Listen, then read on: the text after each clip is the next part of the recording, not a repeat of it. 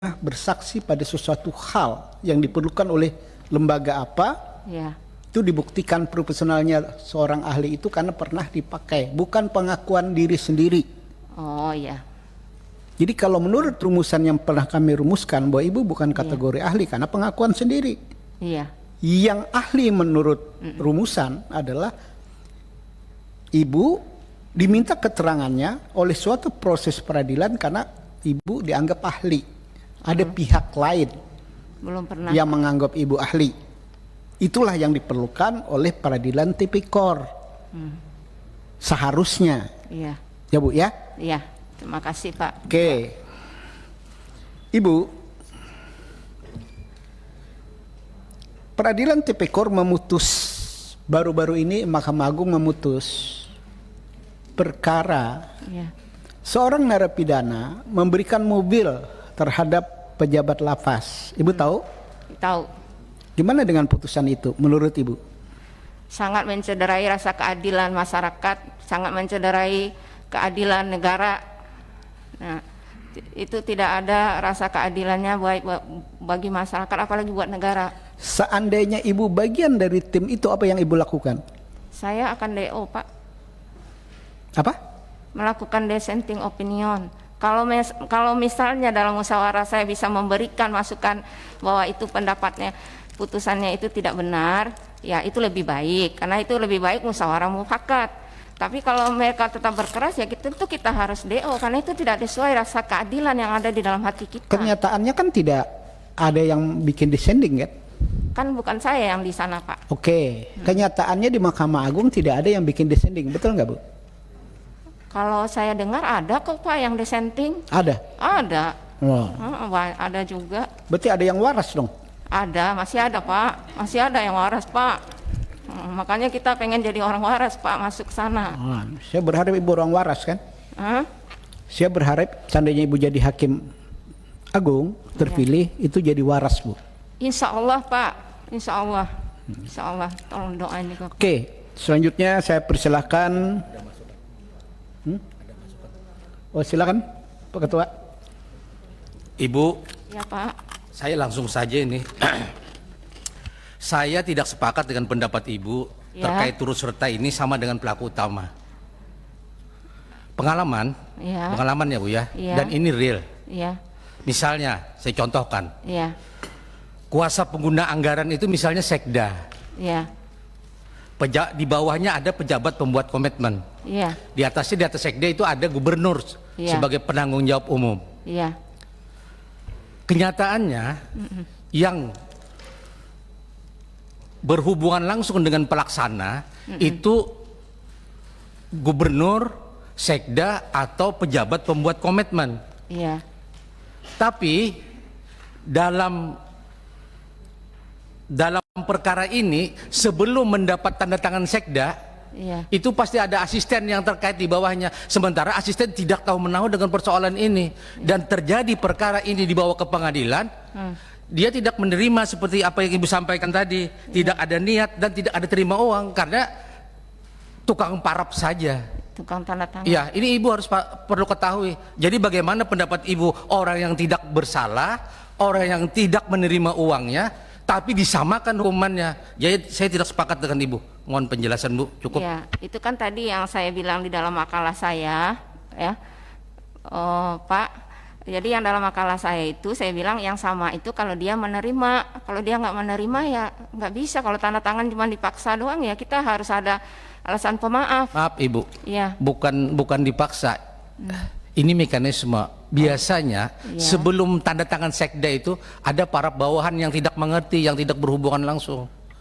Tapi kalau ini berperkara dibawa ke pengadilan, ini termasuk turut serta. Kalau Ibu punya pendapat turut serta sama dengan pelaku utama, Ibu salah. Ini yang saya mau minta penjelasan. iya, ini yang mau saya iniin. Maksudnya di dalam sini ini kalau dia turut serta itu, tapi dia ikut menerima. Kalau dia tidak ikut menerima, cuma tanda tangan, apalagi tidak mengerti, ya itu yang merupakan dilema. Mens reanya kan tidak ada. Nah, tetapi kalau dia menyadari sesadar-sadarnya, nah itu kan biasanya di fakta persidangan itu kita kupas secara mendalam Pak. Jadi kalau memang dia cuma tanda tangan aja ya kita maafkan, kan ada alasan pemaaf. Nah itu kalau menurut pendapat saya Pak, gitu, ya. Gerindra, silakan Mo. Terima kasih Ketua. Ya. Ya Pak.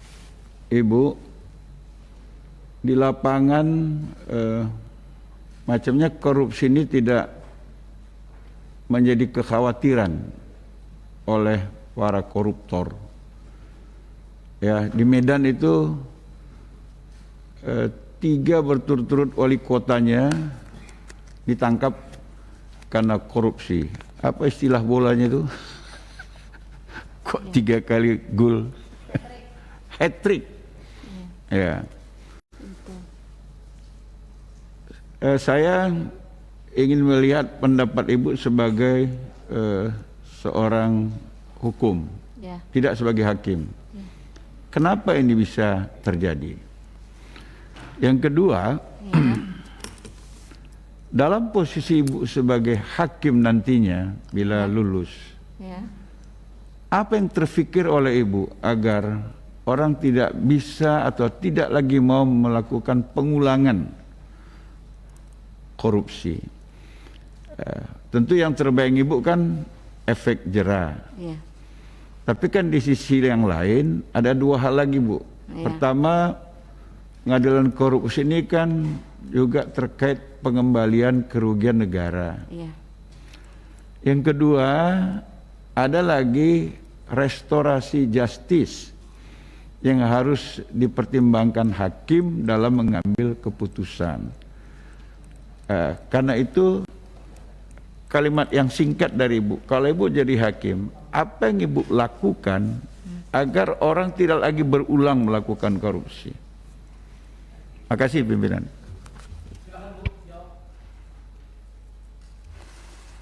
Ya, saya akan berusaha untuk menjawab pertanyaan dari Bapak. Terima kasih ya Pak. Kenapa bisa terjadi tindak pidana korupsi yang berulang-ulang? Nah ini mungkin masukan juga, saya sudah pernah sampaikan di KY juga. Kita harus menyelesaikannya itu secara restoratif justice. Ya pernah juga tahun 2013 kalau saya nggak salah ada jaksa udah di masa Presiden Jokowi ini itu berusaha menyelesaikan perkara-perkara dengan ganti rugi yang kerugian negaranya kecil itu diatasi dulu di tingkat antara terdakwa ya korban antara pihak salah satunya negara mungkin diwakili oleh BPK atau yang mewakili misalnya KPK atau gimana. Nah itu jaksa di lapangannya itu menyelesaikan perkara itu dengan cara restoratif justice, yaitu mengganti kerugian negara sesuai dengan Undang-Undang Nomor 14 tahun tentang hukum administrasi negara. Nah mereka disuruh ganti dulu. Nah itu yang paling tepat menurut saya, mengganti dan mereka diberi sanksi demosi, penurunan jabatan, mutasi atau sanksi-sanksi administrasi lainnya. Jadi tidak perlu masuk ke pengadilan karena dilihat di pengadilan aja udah di penjara pada penuh, udah over capacity. Kalau semuanya dimasukin ke penjara, negara rugi, masukin ke pengadilan biaya besar dari penyidik, di pengadilan, kemudian mereka juga sampai ke Mahkamah Agung segala macam, masuk ke penjara udah penuh, negara juga harus memberi makan orang yang banyak, sangat merugikan negara udah rugi, negara harus juga menanggung orang-orang yang dihukum itu. Ibu, ya, sebentar. Ya, Pak. Ibu kupas dulu dong. Iya, Apakah dalam terlalu semangat Pak? ya, dalam ilmu hukum pidana dan pemidanaan restoratif justice itu boleh atau tidak? Ya, Coba Ibu kaji lagi dengan pendekatan hukum pidana dan pemidanaan. Ya. Jangan Ibu ngerocos aja seolah-olah normatifnya Ibu langgar semua. Enggak, maksudnya gini Pak, itu pendapat saya dulu. Nah, Oke. nah kalau udah masuk ke pengadilan, nah itu pendapat saya kan di restoratif justice tadi. Nah itu kalau memang udah nggak bisa restoratif justice. Ibu ngerti tentang pemidanaan dan Iya. ilmu hukum pidana nggak boleh atau tidak? Jangan nyerocos menjawab aja. Ini kita Iya. nih pembuat undang-undang, Iya. harus normatifnya harus paham. Iya. Nah, kemudian kalau udah masuk ke pengadilan, nah itu gimana caranya semaksimal mungkin untuk mengembalikan kerugian negara, hak-hak negara harus dikembalikan. Nah, supaya tidak ada pengurangan tentu harus maksimal hukumannya. Hukumannya harus maksimal, kerugian negara harus dikembalikan dan harus dipertanggungjawabkan kepada terdakwa itu sesuai dengan undang-undang tindak pidana korupsi yang berlaku. Nah, itu yang harus dilaksanakan Cukup. dengan benar. Cukup jawabannya, Bu. Ya, ya Pak. Tidak substantif. Mau nggak usah dilanjutkan, tinggal Romo menilai. Ya. Selanjutnya kami persilakan PKS. Ya, makasih Ketua, pimpinan dan anggota Komisi 3 yang saya hormati Ibu Yarna Ya, Pak. Dewita, calon hakim ad hoc pada Mahkamah Agung. Saya ini terkait dengan del naming nih, ya, turut serta apa yang Ibu makalahnya, yaitu Ya. pasal 55, 56, 57, 60 ya, mungkinan kaitannya ke situ KUHP. Sana kan ada dader, ada mid dader dan ada plager ya, Ya. dan plager dan juga mid plager ya. Jadi saya tadi Pak Pangeran menyampaikan beberapa hal tuh. Saya hanya menanya dua saja. Satu, Ibu punya nggak formula persentase dan juga ada Whitlocker ya. Whitlocker, Ibu tahu Whitlocker? Apa Pak, kurang jelas? Penganjur lah, ya, Oh, dia iya, penganjur. iya. Jadi intelektual lah, aktor intelektual biasanya ada di belakang layar tuh. Nah itu ada berapa? Ada 4 berarti. Punya nggak Ibu formula atau persentase hukumannya gitu? Kalau misalnya si plagernya ini 10 tahun, gitu ya. Bagaimana dengan down plager dan mid plager dan Whitlocker? Berapa itu formulanya? Apa tadi kan Pak Pangeran bilang kok sama? Nggak bisa sama dong. Karena pelaku dengan yang ikut-ikutan aja beda. Nah terus yang kedua pertanyaannya, kalau Ibu jadi hakim agung, kira-kira amar putusan Ibu ada yang turut serta tapi tidak masuk dalam dakwaan. Masuk nggak dalam memori amar putusan Ibu itu yang turut serta itu? Dalam persidangan ada. Dalam pembuktian persidangan ada, begitu Ibu masuk kasasi, Ibu lihat, kok nggak masuk nih orang? Ada permainan misalnya dari oknum, misalnya oknum jaksa gitu. Nah kira-kira apa amar putusan Ibu seperti itu? Demikian Ketua, terima kasih. Terima kasih Pak. Hah? Boleh Pak? Oh ya, maaf Pak. Jadi harus melalui Bapak Ketua ya, maaf Pak. Udah boleh jawab? Oh ya, kasih. Terima kasih bahwa kasus-kasus seperti ini memang di lapangan ada, tetapi maksudnya di hukum yang sama itu maksudnya di pidana, bukan strafmarnya berapa tahunnya itu biasanya sesuai fakta hukum di persidangan. Biasanya turut serta ini kita hukumnya itu lebih ringan daripada pelaku utama Pak, ya biasanya lebih ringan.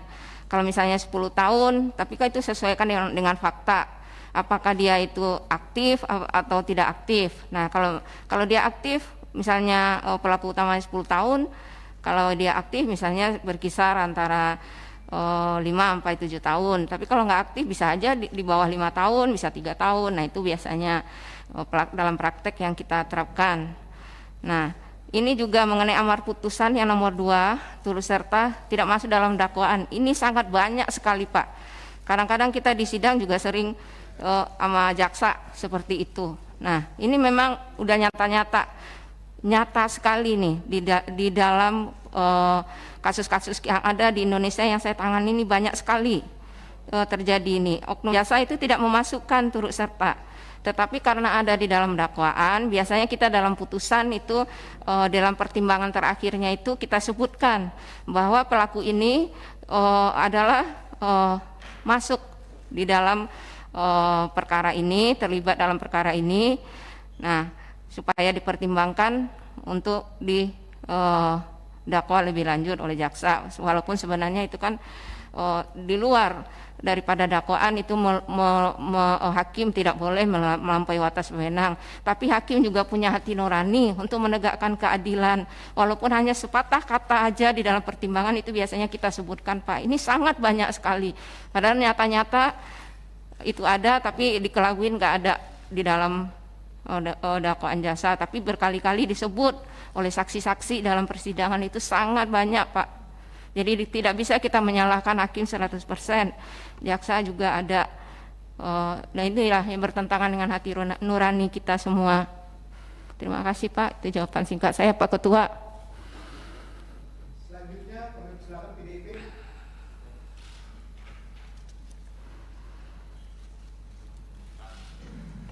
Pak Ketua, karena baru datang nanti terakhir aja sebentar, Ketua.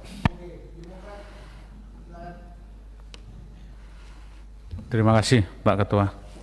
Bismillahirrahmanirrahim. Assalamualaikum warahmatullahi wabarakatuh. Waalaikumsalam.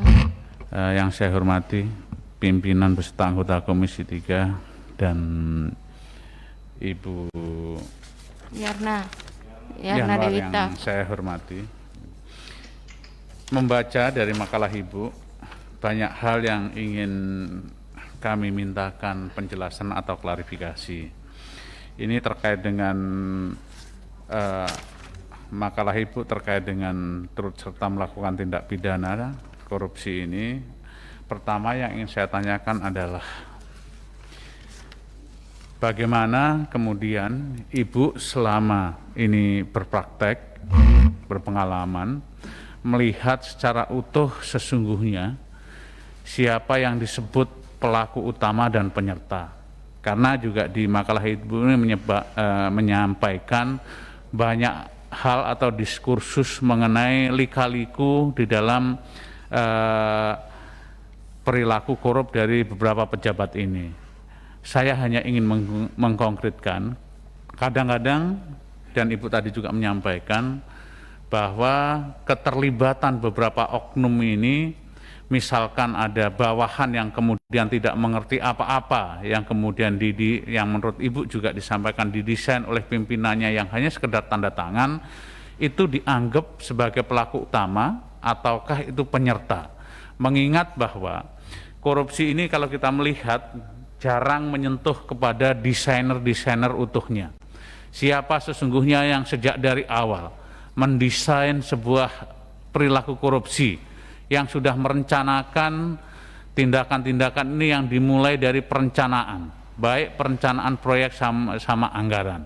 Nah, terkait dengan hal itu, Bu, di dalam praktek pengadilan tentu Ibu menemukan hal-hal itu.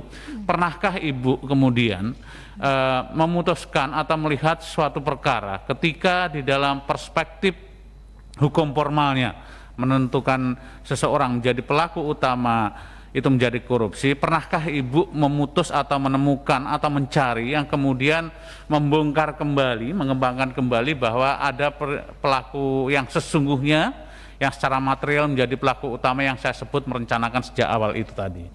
Nah, kemudian kedua, saya juga membaca makalah Ibu ini, Ibu adalah salah satu orang yang juga tidak setuju dengan OTT, begitu Bu ya? Benar nggak Bu? Ya, ini yang saya baca dari makalah Ibu bahwa yang menyiapkan walaupun penulis sendiri tidak sependapat dengan program OTT, begitu, itu yang saya simpulkan dari makalah Ibu. Nah, apa yang mendasari kemudian Ibu tidak setuju dengan OTT? Karena OTT ini hanyalah sebuah alat, begitu. Ibu menyampaikan ini melanggar asas praduga tak bersalah, begitu, bisa begitu.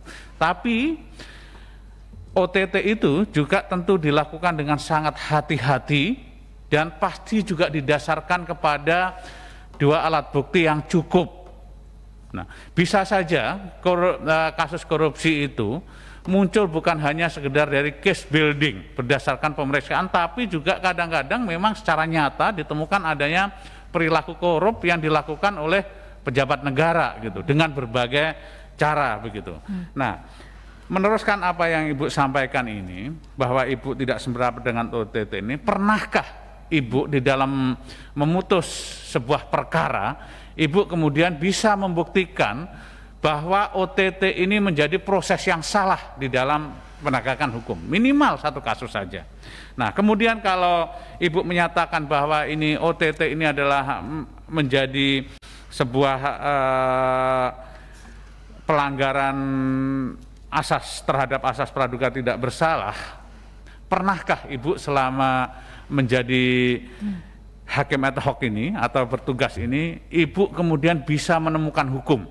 Karena salah satu fungsi hakim adalah melakukan fact-finding begitu. Jadi saya ingin mendapatkan penjelasan dari Ibu terkait dengan tesis yang Ibu bangun ini dengan antitesanya bahwa Ibu tidak setuju dengan sesuatu tapi Ibu juga melakukan sesuatu terhadap apa yang yang Ibu tidak setuju ini. Nah, ini mungkin yang ingin kami gali dari Ibu. Terima kasih, Ketua. Boleh Pak Ketua. Terima kasih Pak. Ini yang nomor 1. Bagaimana kemudian dalam pengalaman siapa yang disebut pelaku utama dan penyerta? Kadang-kadang terdapat beberapa oknum tidak ada di sana, sesungguhnya tidak ada. Nah, ini seperti yang tadi saya udah jawab, ada pertanyaan dari Bapak yang sebelumnya, bahwa di dalam hal ini itu bukan hanya kesalahan tergantung dari hakim, karena dari dakwaan itu jaksa itu tidak menyebutkan pelaku utama itu tidak masuk dalam dakwaan jaksa. Nah, tapi kita nyata-nyata di pengadilan itu saksi-saksi menerangkan itu pelaku utamanya ada. Bahkan ada waktu saya di Kalimantan dulu, itu pelaku utamanya itu seorang jaksa diangkat naik pangkat itu di Bandung. Itu nyata-nyata dia memeras, dia ini, tetapi tidak ada di dalam dakwaan jaksa. Gimana hakim mau memutus orang tersebut? Tidak ada di dalam dakwaan, Pak. Walaupun kita udah berkali-kali bilang sama jaksa supaya mengajukan dakwaan. Jadi tidak sepenuhnya kesalahan dari pengadilan karena tidak ada di dalam dakwaan jaksa. Nah, di pelaku utama ini semuanya itu rata-rata itu yang masuk ke pengadilan ini banyak pelaku utama ini tidak masuk dalam dakwaan jaksa. Nah, jadi kita tidak sepenuhnya kesalahan dari pengadilan dan tidak sepenuhnya kesalahan dari hakim. Nah, dalam pelaku utama atau pelaku itu, ya itu tadi jawabannya kami. Kalaupun ada, itu pasti kita proses, hakim pasti proses. Nah, hakim tidak boleh melampaui batas wewenangnya. Hakim hanya membatasi diri sesuai dakwaan jaksa. Kecuali kalau orang-orang yang kecil yang tadi itu dia tidak menerima, ya kita harus memberikan keringanan atau membebaskan.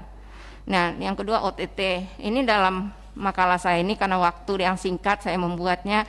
Ini maksud saya sangat setuju sekali program OTT ini, Pak. Tetapi yang saya tidak setuju itu biasanya KPK setiap ada OTT itu tampil di media massa. Sedangkan orang itu kan belum tentu bersalah. Nah, maksud kita itu kan azas praduga tidak bersalah. Itu udah jelas seseorang itu nyatakan bersalah apabila ada putusan pengadilan yang udah berkekuatan hukum tetap. Itu semua ahli hukum juga mengetahuinya. Kalau program OTT-nya kita setuju, Pak. Kalau nggak ada OTT mana bisa orang-orang pejabat-pejabat itu bisa ditangkap. Itu pun undang-undangnya sangat bagus sekali. Saya setuju substansi dari OTT-nya itu kita setuju. Tetapi yang tidak setuju itu menampilkan di media massa. Sedang untuk menyatakan seseorang bersalah itu pengadilan itu sampai 5 bulan, kemudian banding lagi ke pengadilan tinggi, banding lagi ke Mahkamah Agung, tidak merasa adil, ada lagi PK, bertahun-tahun baru orang itu nyatakan bersalah.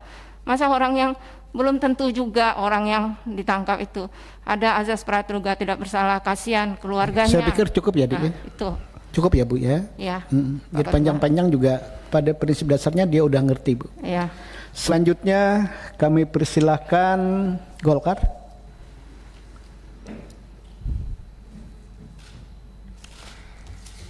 Assalamualaikum warahmatullahi wabarakatuh. Waalaikumsalam. Terhormat pimpinan dan anggota, Ya. Ibu Yarna Dewita, Bu. Yarna Dewita. Ada satu pertanyaan, Bu, yang ingin saya sampaikan. Iya, Bu. Jadi sekarang mungkin Ibu tahu bahwa Bapak Jaksa Agung dan juga Bapak Kapolri yang baru akan melakukan terobosan hukum terkena dengan restoratif justice. Tadi saya juga sempat membaca sedikit terkait interview Ibu dengan KY. Dan yang saya tanyakan, bagaimana pengertiannya menurut Ibu? Karena di dalam interview ini agak terbolak-balik. Bahkan Ibu diminta oleh salah satu penginterview Ibu untuk menggali lebih dalam terkait restoratif justice ini. Oh, tentang restoratif Ya, justice. kemudian bagaimana sikap Ibu Ya. terhadap RJ tersebut dan bagaimana tanggapan saudara terkait peraturan Jaksa Agung nomor 15 tahun 2020 tentang penuntutan berdasarkan keadilan restoratif. Terima kasih pimpinan. Iya. Ya, sesuai dengan tadi yang paparan-paparan Pak Ketua, maaf Pak Ketua, semangat, mohon maaf ya Pak Ketua. Nah, dalam terobosan restoratif justice itu secara pribadi pendapat saya itu saya sangat setuju sekali dengan program dari jaksa ini. Ya, itu untuk mengurangi biaya-biaya negara, jangan sampai ke pengadilan karena pidana itu ada ultimum remedium. Ibu, bentar Bu. Ya, Pak. Ibu ini kan calon hakim agung. Iya. Menurut saya tidak layak seorang calon hakim agung cuma setuju banget, setuju sekali atas kebijakan kejaksaan dan kepolisian yang berkaitan dengan restorasi justice. Ibu kaji dong normatifnya. Iya. Normatifnya itu adalah hukum acara dan hukum pidana materialnya dan undang-undang KPK. Iya. Nah, coba Ibu paparkan tentang hukum acaranya. Ada nggak ruang jaksa memberikan restorasi justice? Dan hukum pidana materialnya ada nggak? Dan undang-undang KPK ada nggak? Kalau Ibu bisa jelaskan ini menarik bagi saya. Jangan jawabannya seolah-olah setuju. Itu tidak mencerminkan seorang ahli hukum. Oh iya. Ya, coba Ya, Pak dari Ketua. aspek hukum acaranya ada nggak ruang jaksa untuk memberikan restorasi justice? Kalau Ibu paham hukum acara. Nah, lihat pidana materialnya dan pemidanaannya. Ada nggak ruang restorasi justice itu? Kalau tidak ada, berarti Ya. kita perlu rubah undang-undangnya. Karena DPR lah dan pemerintah yang merubah undang-undangnya. Ya. Nah, coba Ibu jelaskan dari aspek hukum acara dan hukum pidana materialnya dan undang-undang yang berkaitan dengan kebijakan undang-undang KPK. Silakan Bu, 3 hal ini Ibu jawab. Kalau di menurut undang-undang pidana sama KPK kayaknya belum Hukum ada. acara saja dulu Bu. Hukum acara. Ada nggak ruangnya jaksa memberikan ya, langkah-langkah restorasi justice? Kalau yang di dalam undang pidana sama KPK kayaknya belum ada, Pak Ketua. Hukum acaranya, Enggak ada, belum ada. hukum pidananya, Belum ada. undang-undang KPK-nya, Belum ada. kok Ibu setuju? Karena setujunya karena saya pernah melihat SK Jaksa Agung tahun berapa itu saya lupa. Nah itu Ibu, Iya. Ibu ini ahli hukum atau bukan? Kalau ahli hukum, pijakan orang hukum kalau tidak ada, itu tidak ada ruang. iya, iya betul, Pak. Asas hukum pidana sendiri jangan Ibu langgar gitu loh. Maksud saya di sini begini Pak Ketua. Jadi saya setujunya itu kan saya tadi belum selesai. Maksudnya undang-undang walaupun undang-undangnya Ya, tidak ada. saya ngerti Ibu, jawabannya ngelur ngidul. Oh iya. Coba kalau Ibu seorang ahli Ya maaf yang Pak Ketua. memahami Ya. hukum acara pidana tegas. Iya harus tegas. Maaf Pak Ketua, terima kasih koreksinya. Iya janganlah. Iya. Komisi ini dianggap pembicaranya ngelur ngidul. Kita ini pembuat undang-undang paham. Iya. Ibu calon hakim agung yang sangat mulia. Iya. Jangan nasib orang dimain-mainkan dengan alasan restorasi justice. Itu saya akan ingat Pak Ketua tegurannya. Coba Makasih. melakukan kajian itu. Makanya Iya. saya mempertanyakan keahlian Anda dari awal. Iya. Gitu loh. Iya. Oke, selanjutnya Terima kasih. PAN Pak ada? Ketua. PKB? Cukup PKB? PAN? Cukup, sudah tadi. Nasdem? Cukup. Ari, ada pertanyaan? Materi ya? Sedikit aja ya. Silakan. Terima kasih. Assalamualaikum warahmatullahi wabarakatuh. Ya, Waalaikumsalam. terima kasih Ketua. Ibu Yarna Dewita, saya melihat dari profil Ibu bahwa Ibu pernah 2011-2015 sebagai salah seorang hakim ad hoc tipikor pada Pengadilan Tinggi Palangkaraya. Nah, Iya.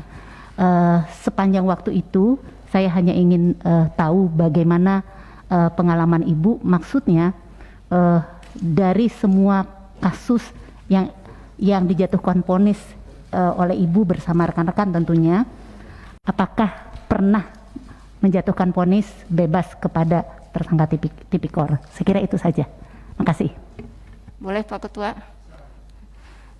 Terima kasih Bu, bahwa di Palangkaraya itu saya hampir 5 tahun menjadi hakim ad hoc di sana.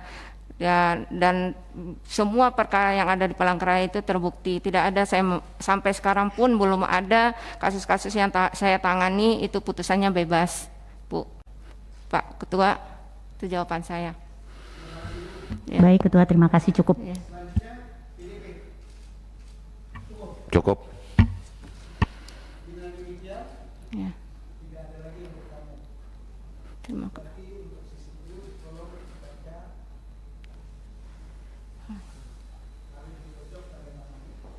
Baca dengan keras apa?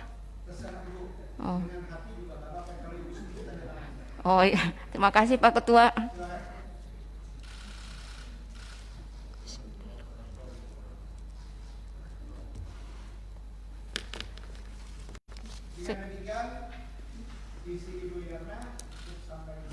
Ya.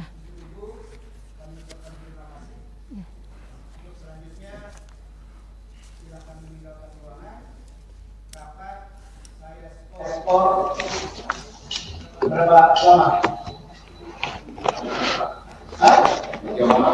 Sampai jam 3? Setengah jam aja? Oke, saya skor 30 menit ya. Terima kasih Pak Ketua semua anggota DPR. Terima kasih Pak Ketua.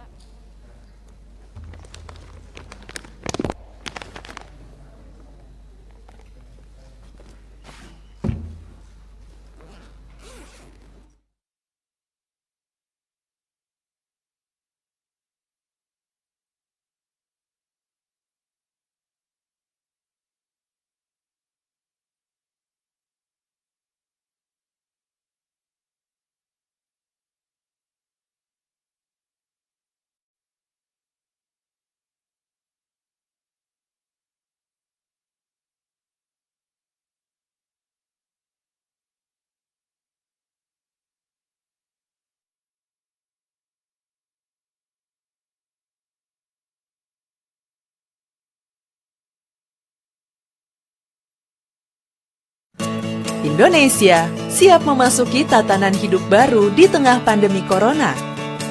Apa kita sudah paham persiapan dan protokol kesehatan yang harus dilakukan di lingkungan kerja? Pastikan kondisi tubuh sehat saat berangkat ke kantor. Gunakan masker, membawa perlengkapan makan sendiri, sediakan hand sanitizer, dan selalu mencuci tangan. Saat akan melakukan ibadah, ingatlah untuk saling menjaga jarak aman dan membawa perlengkapan ibadah sendiri. Karena tempat ibadah sudah tidak menyediakan alat ibadah untuk mengurangi penyebaran virus corona. Semoga kita semua mampu memutus mata rantai penyebaran COVID-19 dan roda perekonomian pun tetap berputar.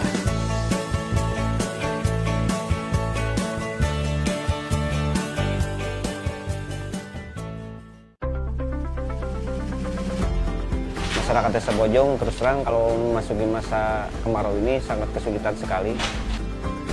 Masyarakat berhak untuk menyampaikan aspirasi, mengungkapkan harapan dan keinginan mereka.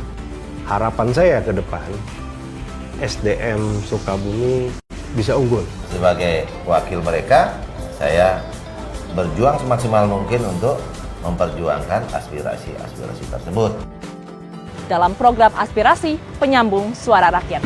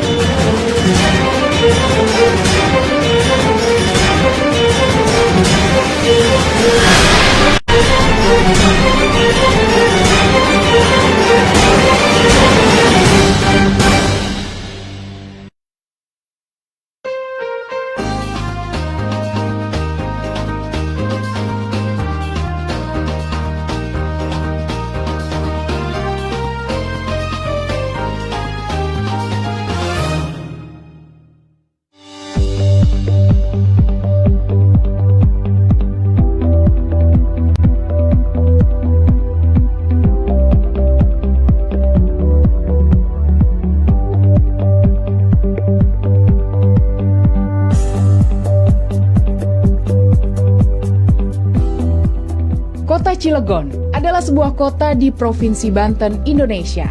Cilegon berada di ujung barat laut Pulau Jawa di tepi Selat Sunda.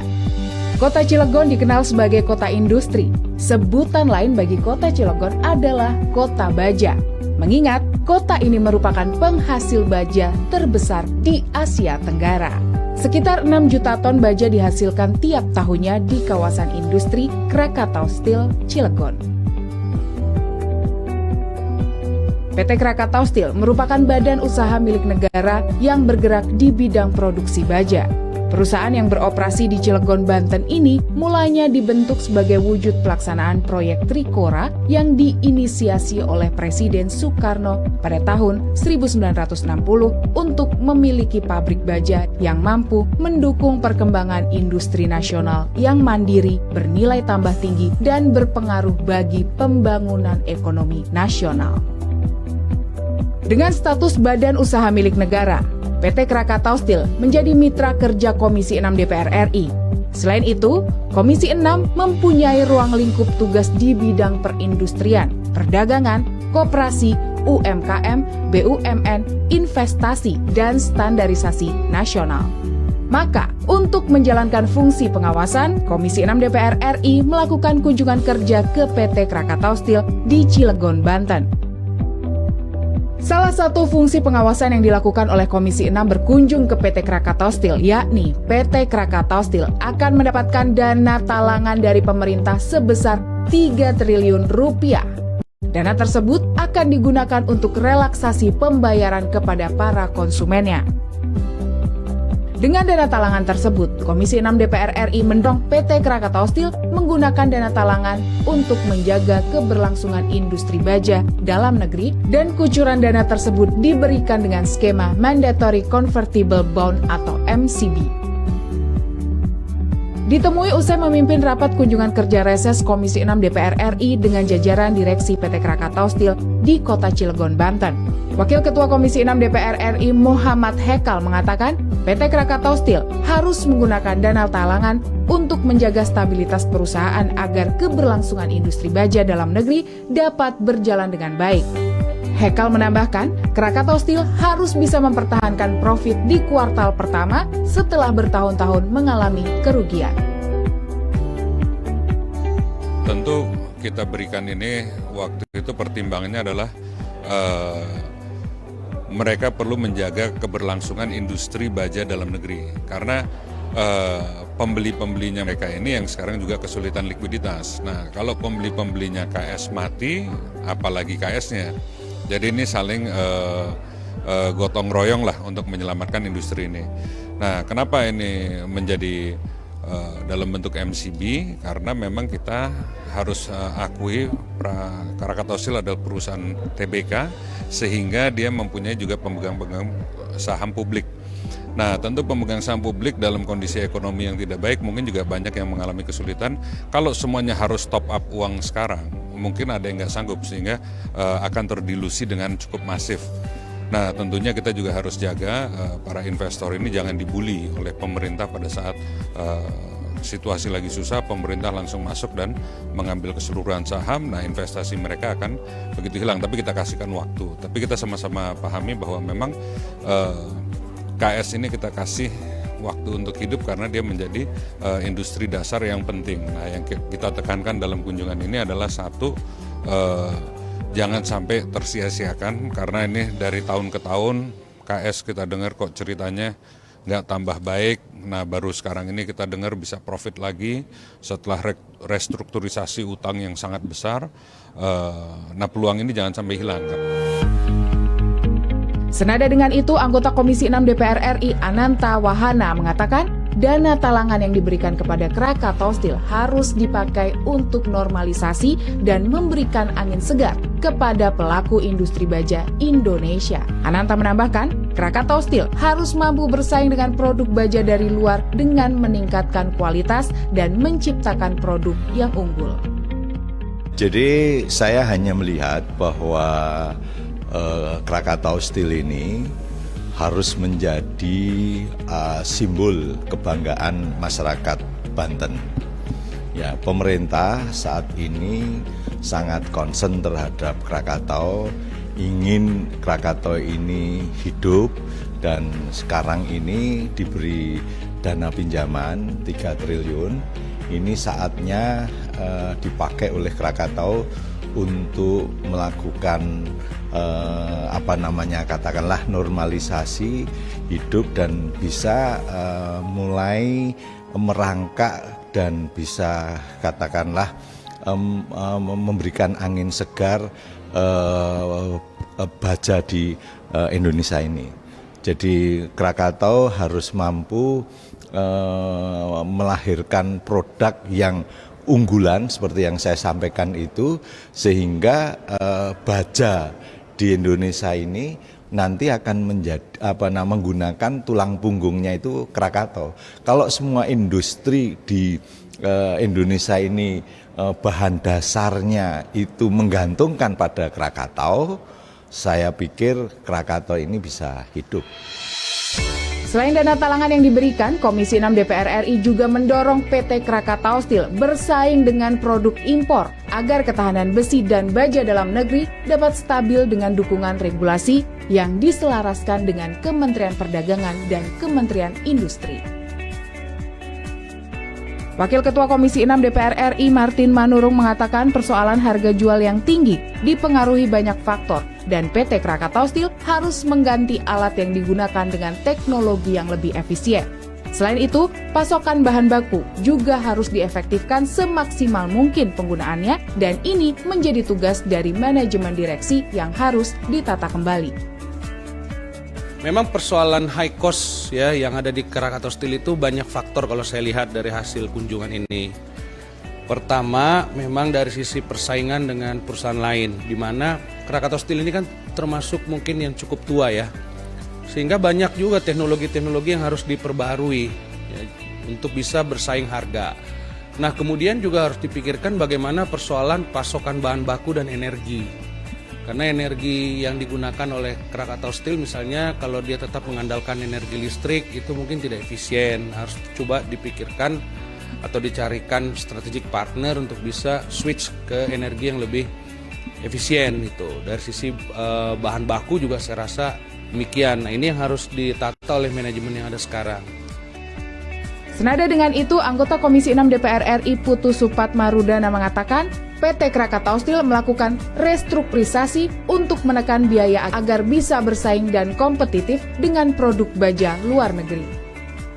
Kita ketahui pertama adalah Krakatau Steel ini sangat penting bagi Indonesia sehingga ketahanan baja, ketahanan besi, industri baja dan besi ini bisa kita dapatkan karena penting.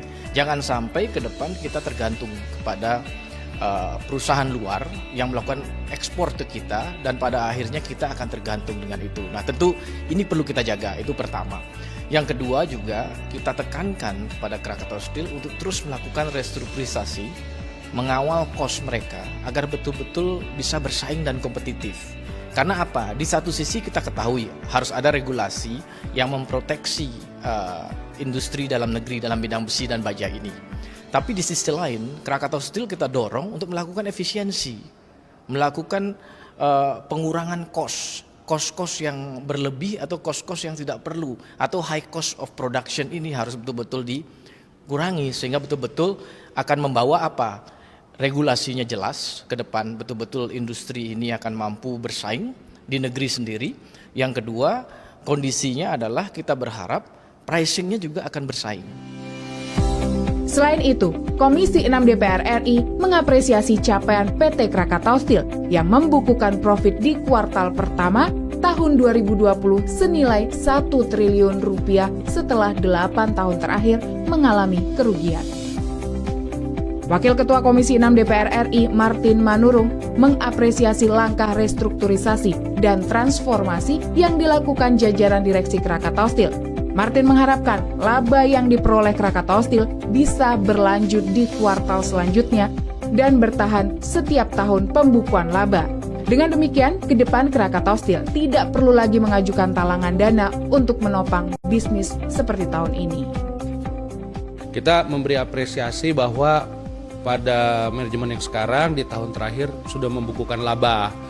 tapi tentu harus bisa sustainable agar kemudian di tahun-tahun ke depan dukungan dari anggaran negara itu bisa semakin berkurang atau kalau perlu tidak perlu lagi untuk menopang bisnis dari Krakatau Steel. Senada dengan itu, anggota Komisi 6 DPR RI Putu Supatmarudana juga mengapresiasi laba yang diperoleh Krakatau Steel di kuartal pertama melalui konsep restrukturisasi dan melakukan penekanan biaya di berbagai bidang. Putu mengharapkan Krakatau Steel mampu memperkuat ketahanan produksi besi dan baja dalam negeri. Kita tentu apresiasi karena profit di kuartal pertama kemarin sudah didapatkan melalui konsep restrukturisasi dan juga melakukan penekanan kos di berbagai bidang. Nah, kita juga berharap bahwa industri ini akan betul-betul hadir dan mampu memberikan support kepada industri dalam negeri kita, khususnya yang berhubungan dengan besi dan baja. Karena memang industri ini begitu penting untuk pembangunan Indonesia ke depan. Kita ketahui juga bahwa saat ini pemerintah sedang menargetkan pembangunan infrastruktur yang begitu besar dan masif, juga persiapan-persiapan ke depan untuk pembangunan lainnya di sektor lain juga dalam hal support kepada industri yang ada di Indonesia. Di sisi lain, Komisi 6 DPR RI mendorong Kementerian Perdagangan dan Kementerian Perindustrian melakukan matchmaking program strategis dengan PT Krakatau Steel untuk menyelaraskan arah program dalam menjalankan bisnis baja demi melakukan penetrasi pasar baja dalam negeri yang lebih baik. Wakil Ketua Komisi 6 DPR RI Martin Manurung mengatakan, Kementerian Perdagangan dan Kementerian Perindustrian harus melakukan matchmaking terkait program strategis dengan PT Krakatau Steel. Hal ini dilakukan agar terjalin bisnis baja yang linear dengan pemerintah dan dengan demikian PT Krakatau Steel dapat eksis di bidang baja nasional. Itu memang masih kita perlu membuat matchmaking gitu. Jadi pencocokan antara program atau strategi perusahaan dari Krakatau Steel dan program kementerian. Nah, ini yang harus kita bikin menjadi inline agar line bisnisnya Krakatau Steel itu tidak kemudian berjalan sendiri. Karena Krakatau sebagai BUMN tentunya harusnya bisa memiliki kesempatan yang lebih baik untuk bisa inline dengan strategi industri dan perdagangan dari pemerintah Indonesia. Senada dengan itu, anggota Komisi 6 DPR RI Putu Supatmarudana mengatakan industri baja harus menjadi tuan rumah di negeri sendiri. Untuk itu, perlu adanya sinergitas antara pemerintah dan PT Krakatau Steel agar bisa bersaing dengan produk baja impor dan melakukan penetrasi pasar baja dalam negeri. Kita mendorong Kementerian Perdagangan agar bersinergi duduk bersama karena kita ingin menjaga agar di industri kita ini betul-betul mampu menjadi tuan rumah di negeri sendiri. Perindustrian juga sama. Mungkin saatnya momentum ini COVID kita ketahui banyak tantangan dan kendala, tapi juga ada sebuah momentum baru. Hadirnya industri dalam negeri yang kuat, berdaya saing dan pada akhirnya mampu menjadi tuan rumah melakukan penetrasi pasar di dalam negeri. Nah, inilah yang kita harapkan. Dan kami di Komisi 6 tentu secara kritis selalu akan mengawasi, karena tugas kami di parlemen kan jelas 3, budgeting, kita ada fungsi pengawasan dan legislasi, tentu kita akan mengawal hal itu. Dan kebetulan mitra kami juga perindustrian dan perdagangan. Demikianlah kunjungan kerja Komisi 6 DPR RI ke PT Krakatau Steel Cilegon, Banten. Seluruh informasi dan temuan yang didapat dalam kunjungan kerja ini diharapkan dapat menjadi evaluasi dan pembenahan bagi semua pihak, khususnya dalam bidang ketahanan baja nasional agar industri baja di Indonesia bisa tetap bertahan dan bersaing secara kualitas dengan baja dari luar.